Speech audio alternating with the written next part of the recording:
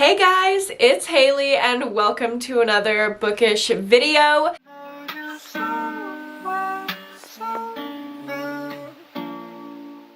Today we are getting into my November wrap-up. I read 17 books in the month of November, which is quite a lot, and I had so many 5 stars that I cannot wait to talk about. So let's go ahead and dive into my wrap-up. Before we get to the reviews, we always do it every single month. We got to go over my stats. As I said earlier, I read 17 books for a total of 4,661 pages.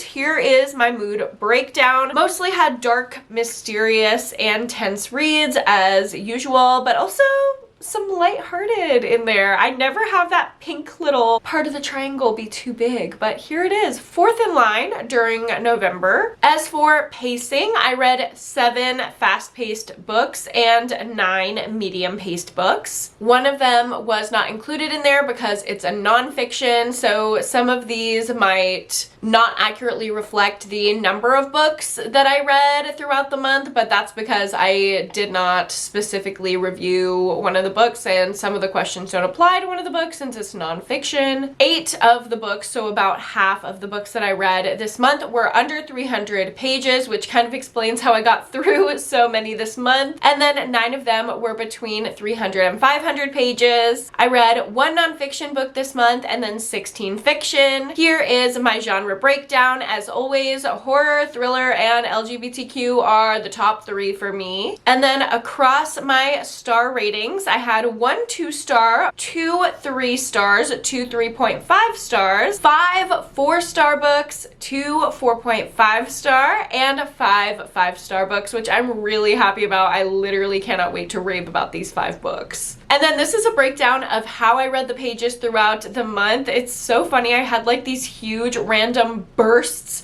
where I would read like almost 1,000 pages over the course of just a couple days, and then I wouldn't read throughout the week, and then I would read a ton and then just nothing. I think that's so funny. Like, I got these bursts of reading inspiration throughout the month, and I was loving a lot of what I was reading, so it just kind of kept me reaching for more in those little bursts. Now let's go ahead and get into my reviews. As always, we're gonna start out with my lowest rated book and work our way up to my favorite book of the month, which is gonna be really hard to choose this month because I have so many new favorites to talk about. But let's go ahead and start with my 2-star read, which was, unfortunately, my Pretty Girl Book Club pick for November, We Came to Welcome You by Vincent Tirado. I did not love this one. This is a thriller, suburban thriller, speculative horror kind of book about a queer couple, 2 women who move into a new neighborhood, a gated community, and people are coming across as like very, very welcoming,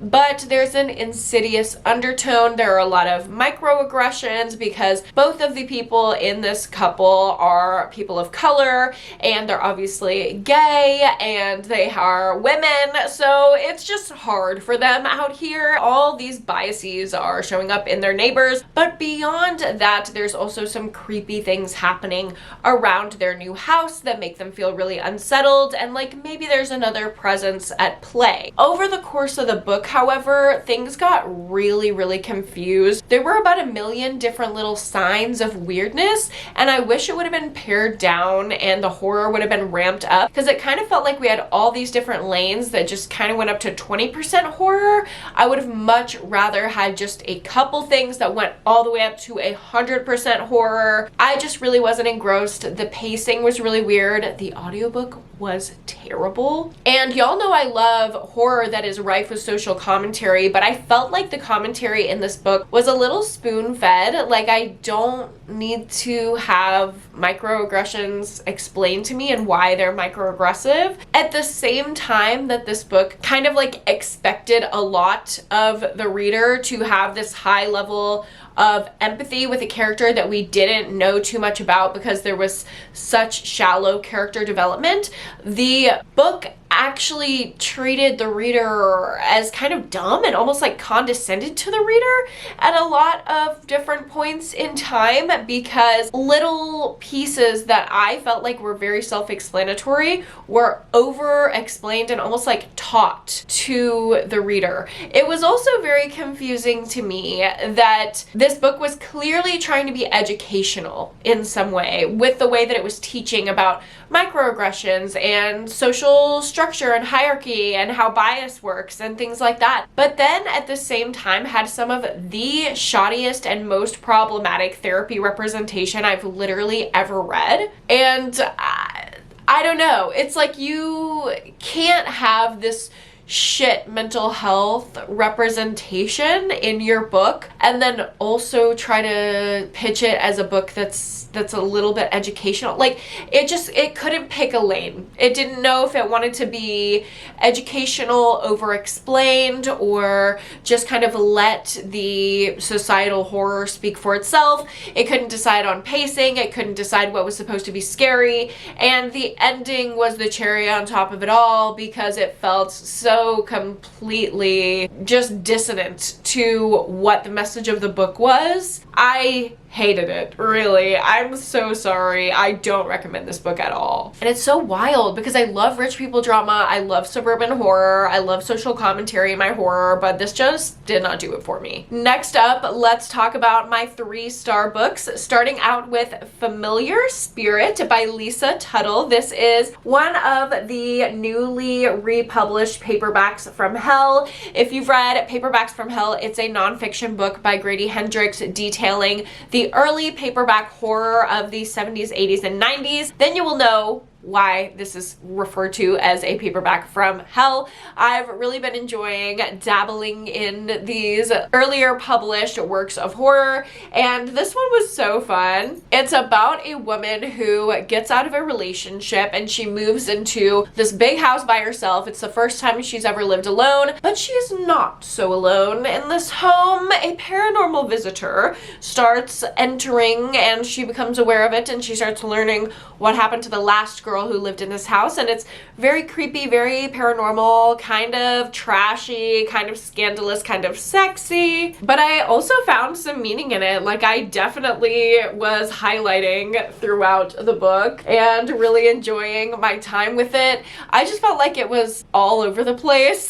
Like, sometimes it was deep, sometimes it was trash, and I didn't know how I felt about it. The same way that I really felt for our main character, I also felt like I didn't know her at all. So it was really chaotic. The thing that makes this a 3-star instead of a 2-star like the last chaotic read was that I actually enjoyed my time of reading this the entire way through, and I never got bored, which I cannot say for my 2 stars. So landed on a 3-star. This one was really fun. I also gave 3 stars to The Knife by R.L. Stine. Obviously, this is a Fear Street book. It is a YA. And it was just a fun little average 3-star time. It's very formulaic. It's nothing too crazy. We are following this high school volunteer who's working at a hospital. When she starts to notice that weird things are happening to the patients, she finds people dead and then the bodies disappear. She thinks a little child is being taken home by someone who is not really his mother. And she starts looking into these things and becoming a target herself. I liked the resolution of this book, but a lot of it was just like very monotonous, very the same. And it was the same stuff that I enjoyed and had fun with and felt nostalgic and fun, like Fear Street always does, but it was just very one note. 3 stars, not the best Fear Street I've ever read, but definitely not the worst. I also had 2 3.5 out of 5-star books. Starting out with The Unmothers by Leslie J. Anderson. I read this one in my horror reading vlog. If you want full thoughts on this book as well as 3 other horror books that I read in November, I will link that vlog up above and down below. I had so much fun with it. I really love the comments on that vlog. I know sometimes I don't respond to comments because, y'all, this is not my main job. Y'all know I literally have a job, right?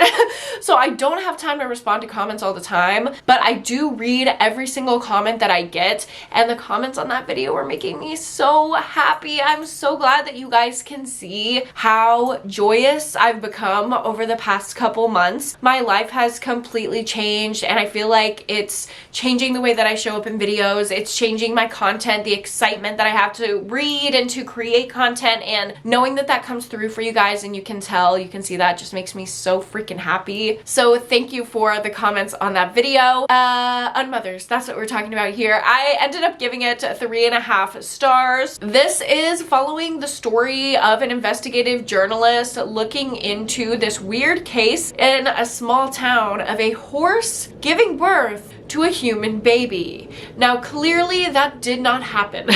And this small town has a ton of secrets, specifically in regards to what is going on with misogyny and how they treat women and mothers in this small town. I didn't hate this book, but I just didn't feel a lot towards it. I really, really liked the ending and the way it wrapped up, but through the majority of the book, I was kind of like hanging on by a little thread of interest. It wasn't too engrossing. I mainly remember the atmosphere of this book, which was really like small, creepy town, like morose, almost like gothic energy, and then that wild ending that I love so much. But everything else about it, the character development, the plot, wasn't too exciting and appealing to me. It also did the thing that the first couple books I talked about in this video did, where it was just chaotic. It had way too many subplots that weren't fleshed out enough for me. So I ended up landing on a 3.5. Honestly, do I think it's worth it to read that ending? Maybe,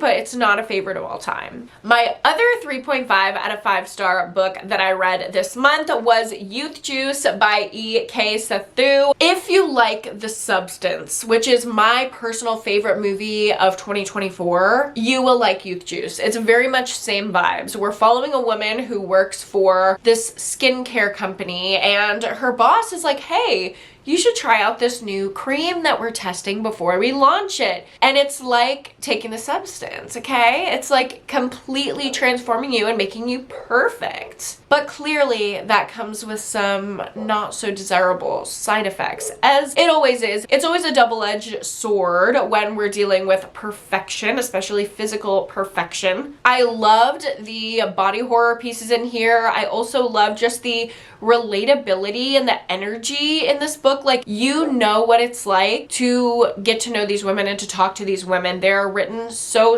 well. Love the character development in this book. I just wanted it to go a lot harder. I wanted it to be faster. I wanted the body horror to be more. I wanted them to be higher stakes instead of just, you know, girls that work at the company disappearing and this deterioration happening to the bodies of these women. I wanted it to be like horrible, horrific murders happening and like people's faces falling off. Like, because this came out the same year as The Substance, wanted the level of what we got from The Substance. Maybe that's just my own personal bias. I do think this is a great book that can stand on its own, but I had that little inkling in the back of my mind that was like, go harder, go more. I really think if I would have read this in any other year other than the same year that I watched The Substance, it would have been a 4-star read, but I docked a 0.5 star because it just kind of left me wanting more. It's really good though. I do highly recommend it if you like those themes. The commentary on the beauty industry and the standard that women are held to, really great, really well paired with horror. Next, let's get into my 4-star books, but actually, you won't get a break, but I will. I'm gonna go eat dinner and come back because I just realized I'm fucking starving. I'll see you in a minute. You'll see me in 2 seconds, but the lighting will probably be different and my lipstick will probably not be this perfect. BRB. We're back. It's later. It's cozier. I am super congested, so I probably look a little red-nosed Rudolph vibes. You know what? It's on point for the holiday theme, so just let me go with it. And now my camera's saying, okay, this video is fucking crazy. Hold on. I just had a sneezing attack and my camera died. Hopefully we can get into this wrap up. Okay, hold on, because we're finally into the 4 stars and above. These are all the books that I would widely recommend. No holds barred. Let's fucking go. Read these books. let's get into it. The first one we have here is The Very Secret Society of Irregular Witches by Sengu Mandana. This is a romance, but it is so much more than just a sweet, cozy romance with some witchy, magical vibes. It is more of our main character discovering herself and going on this journey of self-discovery within a little manor house where she, a witch who has been isolated and in hiding because they don't want the normal people to know witches exist in England, she has come out of hiding to teach 3 young witches, and she gets invited to this house to teach the witches with a very brooding, like fatherly type, and she develops a romance with him. She also is putting guards down, not only with a romantic partner, but putting guards down within herself and with friendships and within the witch community in general. It's very sweet, very heartwarming, very found family. It's emotional but not heavy. It's really sweet. I absolutely loved reading this book. I thought it was adorable, but it didn't have the emotional impact for me that a lot of people talked about. I just thought it was like a very nice, magical, heartwarming read, perfect for the season, but some people are like really gotten by this. Like I've seen a lot of my friends give this 5 stars. I didn't feel that 5-star feeling, but I liked it. 4 stars, recommend it. Next up, we have a thriller, which is A Fatal Affair by A.R. Torre. This one came out last year. It's about 2 Hollywood famous brothers and the murder that has happened in one of their mansion, but they're both involved. And we're also following the family and the situation of the murdered woman who has been found at this mansion, who's just like this average woman. What has happened? How did she get involved with these famous brothers? What is going on here? We are gonna find out. And honestly, the twists in this book were shocking as hell. I listened mostly to the audio while I was driving. I read some bits and pieces of the physical book when I could, but I mostly listened to this on a long road trip. I was shook. I remember driving and just being like, the time was passing and the road was flying by and I was just in this story. I was paying attention to the road, so don't worry about that. I'm a very responsible driver. But this book was completely engrossing me. I loved the Hollywood setting and the rich people drama. The twists were really the star of this book. I didn't care about the characters at all. It was all about the plot, and it's not going to be a 5-star book for me when I don't have that character development that I like, but it was dark, it was gritty, it was twisty and like fast, hard to keep up with at times, but I like that it made me think and it wasn't just boring. I would rather have something that's a little bit more high level than something that feels like tropey, low-hanging fruit, you know? So I appreciated this book. It was a really good thriller. I recommend it if you like a little Hollywood murder mystery. Next up, we have another thriller, No One Saw a Thing by Andrea Mara. This is about a mother and she is getting on the tube in London. This is a very, very, very British thriller, and it reads British. She's getting on the tube with her 3 children. One's a baby and a prom, and then she has 2 little girls, and her 2 little girls go to run on the train, and before she can make it on with the baby, the doors close. She's freaking out. Obviously, she's separated from her daughters. They end up calling the next stop on the tube, and they're like, hey, we're gonna get your daughters to you, no big deal. When she goes to the next stop, only one of the daughters is there, and it's a mad dash to figure out where the other daughter has gone, who has taken her. It is a very, very, very fast-paced book. Obviously, it's high stakes. We're trying to figure out where this child is and get to her while she's still alive. This was genuinely very thrilling. We're interspersing the chapters in real time of this kidnapping with like pieces of lore of the days leading up to the kidnapping, which have little Easter eggs and little pieces of the puzzle that we're putting together. It was very, very twisty, very, very suspenseful, really like everything that I want a thriller to be. Again, very plot driven, not super character driven, but I didn't mind because I was so in the world of the book. I was really engrossed. I love a kidnapping thriller. If you do too, then you will probably like this one. I loved the resolution of it. It was just a good, solid 4-star thriller. Next up, we have The Night Guest by Hildur Nutsdotter. Nutsdotter? Love the lore that someone dropped in the comments when I mentioned this book last time. This like Dottir is like daughter. That's how you do a last name. This is Newt or Nut's daughter. Like, of course it is, period. I love that. That's so cool. So this book is about a woman who has some kind of sleepwalking disorder, and she is up doing things all night long that we have no idea what she's doing. We have no idea why she's doing it. We just know that she's waking up exhausted every morning, and she's like, I've been sleeping all night, allegedly, so why am I waking up exhausted? And we have to figure out what she's been doing, why things are turning up dead around her, why she's waking up with blood on her hands. There's a lot of commentary in here about how women are treated in the medical field by doctors, not believed when they say that something is happening for them, when they say they have a problem, which I have PCOS and endometriosis, so I've experienced a lot of that. I really, really loved the writing style. It was so clever, so funny, so relatable. It had a really just like unique writing style that was very easy to read and also very unsettling at the same time. I adored pretty much everything about this book. The grittiness of it has very, very intense gore, specifically around the animal death. If that bothers you, you're really going to want to look up trigger warnings around this book. But I personally love the writing style, love the character development, love the darkness, love the unsettling vibes, love the whole concept and the plot. The only thing that held me back from giving this 5 stars and why I lowered it down to a 4 is because the ending did not come together for me, so much so that I was looking on Reddit trying to see if I misunderstood something, misinterpreted something, but it seems like it's just a pretty open, like up for your own interpretation ending. And while I like that, it didn't make me hate the book. I just feel like for a 5 star, I need some kind of solid takeaway from it, and this was a little too open-ended for me. There were just too many Easter eggs that weren't tied up in a nice little bow at the end. So 4 stars, really, really liked it. Wish that it was a little bit more, had the potential to be 5 star, but recommend it regardless. And then the last 4-star book that I have to recommend to you is The Queen by Nick Cutter. This is the new novel from Nick Cutter, and this is bug horror. This is not referring to a woman who is the queen. This is referring to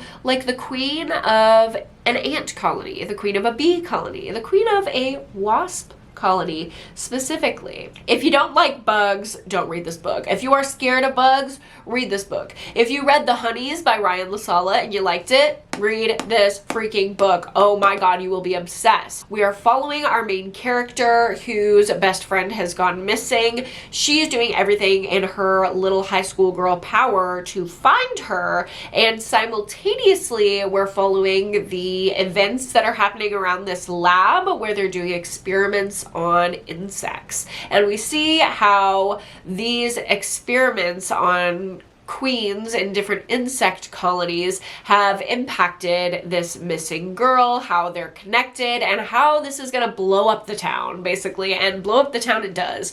Not only is the plot engrossing, the character dynamics are amazing. Like, this really feels like you're in a teenage girl's head, and some of the commentary in here, and just like I highlighted a lot of different paragraphs where it just felt like viscerally like you feel when you're a high school girl. I don't know how Nick Cutter does that or did that in this book, but it was really, really, really effective. I will say that some of the pacing was a little odd. It felt like it dragged on at times, or scenes felt like they went on way too long, which I also kind of had that problem with The Troop by Nick Cutter, but that was a 5-star book. Like, that was iconic. That was amazing. I wouldn't change anything about it. I think there were just enough things going on in The Troop that it filled the space, and sometimes The Queen felt really like one track, and there wasn't enough to fill the space of like how many pages there were in each little section.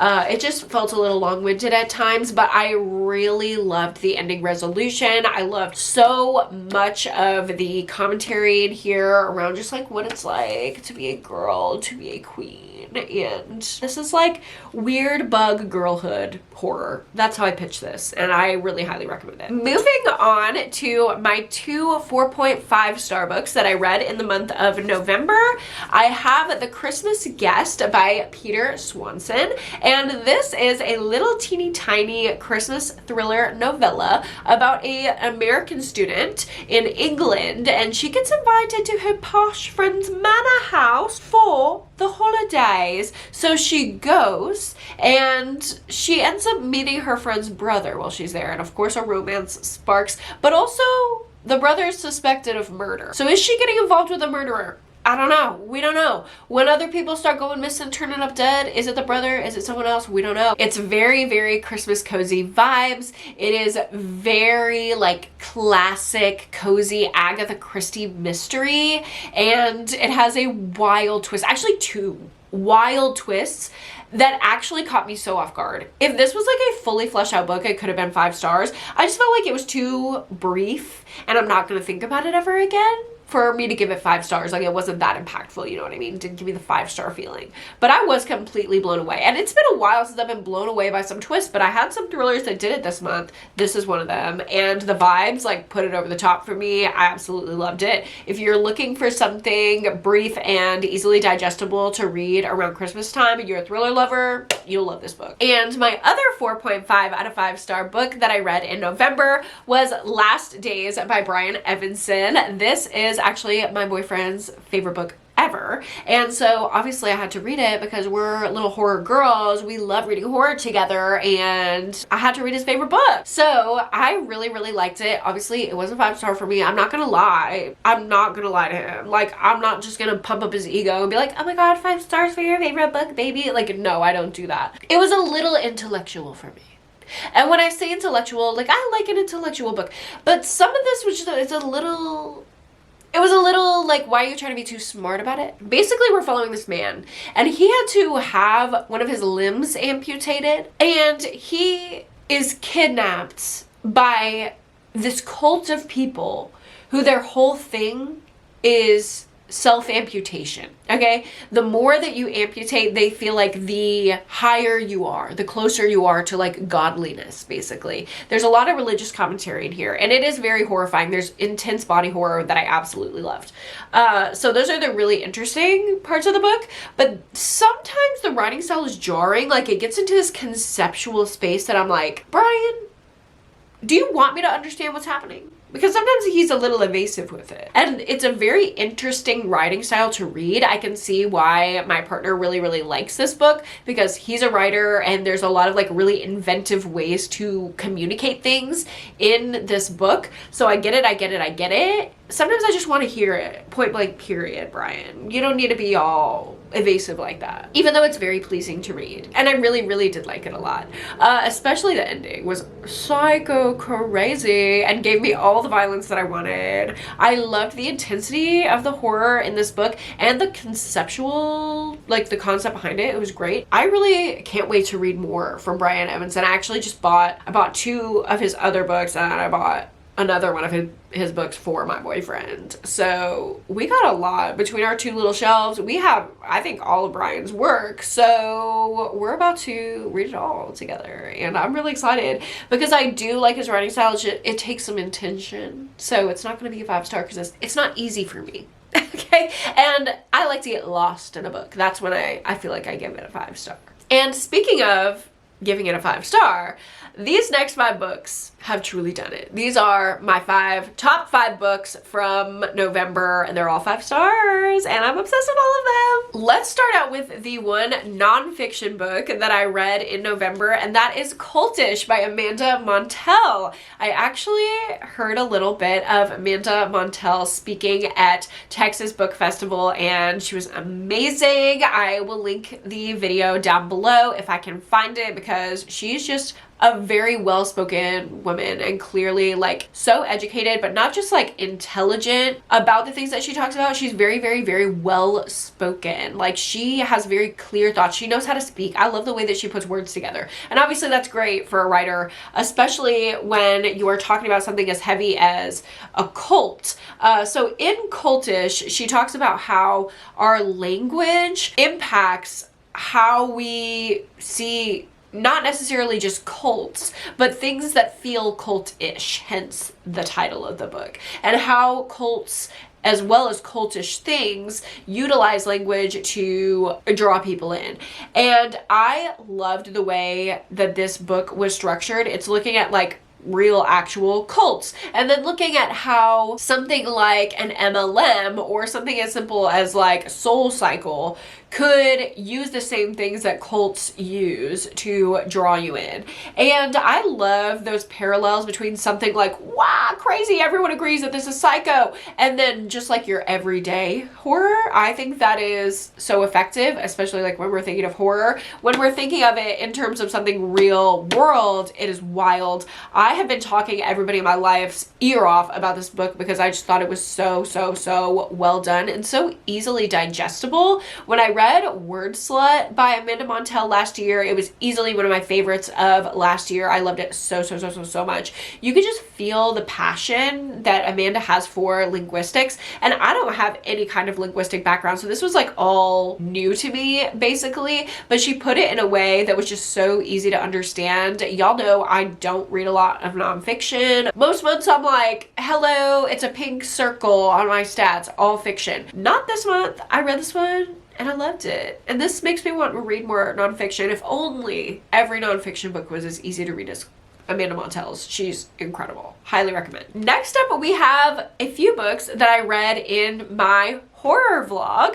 I freaking loved so much of what I read in that vlog. Let's start out with an arc. This book comes out next month in January 2025, which is crazy that that's next month.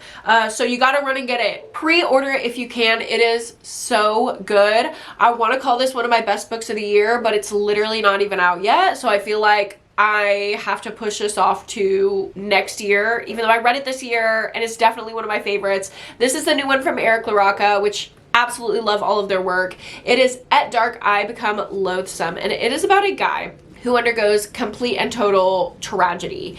And the way that he is coping with this, he's not coping well, okay? It is not going well for our friend here. He takes his trauma and his grief and he turns it into a venture where he is going to offer other people a way out of their own pain by experiencing death. So he trawls through forums and he offers his services, but his services get darker and darker and darker as he descends into his own grief and gets sucked into the vortex of his mental health, which is rapidly declining. He gets people sucked into this thing and it is crazy to watch. It is crazy to watch. There's wild commentary in here about a lot of things, okay? Mental health, suicidality, sexuality, grief. It's so much, and there's such depth of meaning without losing the plot. I feel like I talked about this in my vlog with Everything the Darkness Eats, which is LaRocca's last novel, like full novel. It was a little bit more conceptual. It was harder to understand. The plot was more like tangential and conceptual. But this one, you can understand it fully. It's a very, very, very easy to follow plot. And also, it has that same trippy feeling and commentary to it. So I absolutely loved everything about it. Highly, highly, highly recommend. Also a 5-star from that vlog was Rest Stop by Nat Cassidy. This is a little horror novella about a man who is on a road trip to visit his grandmother who is in the hospital dying. And on the way there, he stops at a gas station, ends up getting locked in the bathroom as violence ensues. You think that it's just a crazy, wacko, very well written, very darkly funny slasher until it just smacks you in the face with commentary at the end. It is so good. The religious commentary is insane. I don't know how Nat Cassidy pairs this wacko slasher, which is exactly the like bloody good time that I wanted, with the perfect commentary that I needed on religious trauma and fanaticism. It was crazy. It was crazy. It was crazy. It was so well done. It was so well done. Perfect balance. The characterization was great. All of the little funny moments in here, just, it didn't take away from the weight of it, but it didn't, I don't know, like, I'm trying to find a way to say this, like, it didn't feel disrespectful, but it also didn't take away from the emotional weight of it. I don't know. It was just like the perfect balance of everything. It was so short, it was so digestible, so easy to read. It was quick and quirky and great. And I wanted to listen to Yacht Rock after I read it. I just loved everything about it. I love Nat Cassidy. I'm a big fan. Everything I've read from him, mint. And getting into our last couple books here, we have yet another book from that horror vlog. As we could tell, it was very successful. My Darling Dreadful Thing by Joanna Van Veen. This is easily one of my best of the year. It is so good. It is a horrifying paranormal romance murder mystery. This transcends genre. About a girl who has a spirit companion. Okay, and she's in an abusive home situation, but she's just getting by with the love and support of her spirit companion. All of this shifts when she meets a wealthy high society woman, and they have a little sapphic romance going. But it's way back in the day, so like this is not really allowed, but they're gonna do it anyway. And they also have this paranormal thing going on between the two of them. Not only does our main character have the spirit companion, there are other spirits going on. And the love interest is connected to those as well. So lots of paranormal shit, lots of sapphic shit, and someone ends up dead. So throughout the course of the story, we are not only following the love story, but we're following how it led to murder. Obviously, the number one motive for murder is love and passion, so it's very fueled with that. We also really deeply feel for our main character. As much as it is about the relationship, it's also about our main character's development and the trauma that she went through that led to the bonding to this person. It is so good. I loved everything about it. I was highlighting the entire way through and underlining and making notes, like, oh my god, I can't even show you my notes in here. They're embarrassing, but I loved this book so much. 5-star, easily my best of the year. And my last book that I want to talk to you about is so surprising, but it's my final 5-star, and it really got me into a new reading era. I'm back into my fantasy era. We have another 5-star fantasy book, and this one's totally different from every other fantasy book I've given 5 stars. That is Legends and Lattes by Travis Baldree. Oh my god, this was so cute. This is so cute. I'm obsessed with it, actually. Like, I'm actually obsessed with it. We're following this orc. Okay, I didn't know what an orc was. It's some fucking creature. And she is like, you know what? I've been slaying the game, literally, physically slaying with a knife and a sword. She was slaying, okay, as some kind of like bounty hunter. And she's like, you know what? I'm tired, girl. I'm done with that life. I'm exhausted. Let me just go ahead and open a coffee shop, throw in the towel, have a cozy little life, have a sapphic little romance, and have it be like very low stakes, non-war, just vibes fantasy with a little romance subplot and the coziest vibes ever, but with still a structured enough plot that it's not boring and you care about the characters deeply, and it's literally the cutest, quirkiest thing, and there's a giant cat that curls up in the coffee shop in the corner. Everything about this book was charming and perfect and enjoyable, and I want every book that I read to feel like this. I am obsessed with cozy fantasy now.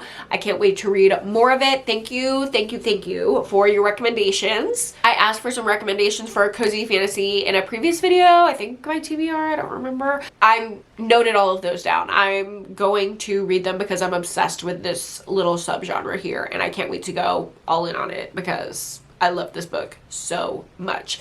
Believe the hype. It's that good.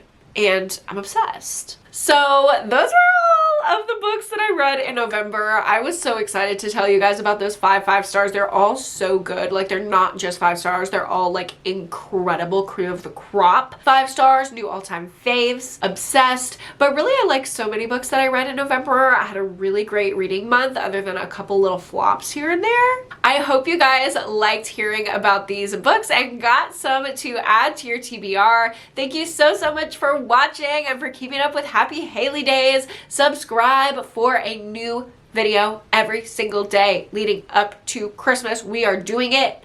It's great. It's going kind of well, but kind of chaotic, as you can see by all the shit that went wrong in this video. Like this video because you feel bad for me a little. No, like this video if you liked it. Subscribe to my channel if you haven't already. Don't forget to go to therapy and read a book this week. And I will see you in my next one tomorrow. Bye.